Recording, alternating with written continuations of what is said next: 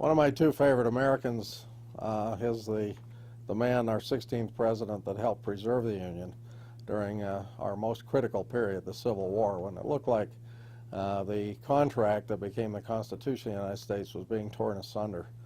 And you may all recall that the rebellion started in South Carolina, and in the harbor of Charleston was Fort Sumter. Fort Sumter was a federal fort. It was fired upon by what became the Confederate forces on April 12, 1861, setting off the Great Civil War, which cost more blood and lives than all of the other wars that Americans have been participants on to our day today. Brother against brother, father against son, mother against daughter, and so on. At any rate, part of the reason that the South began to secede was the election of Abraham Lincoln. This was a four-way split, two candidates in the North, two candidates in the South in the election of 1860, and Lincoln was a minority president who squeaked through. Became a brilliant choice, but nobody really knew it at the time. The South used his election to leave, and Lincoln called that an illegal rebellion, and he was putting down the rebellion.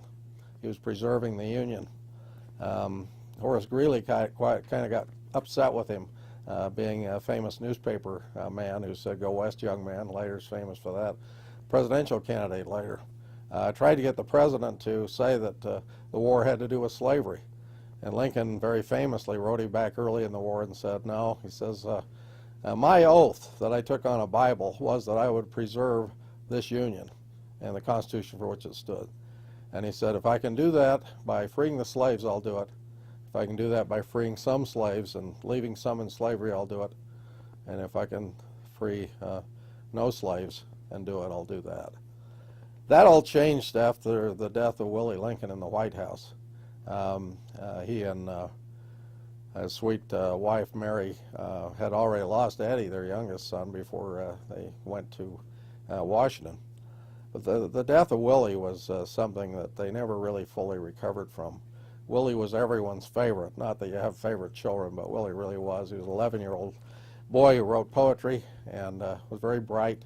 Some wonderful stories about how close he was to his father and how much he was like his father, more than the other sons, three sons.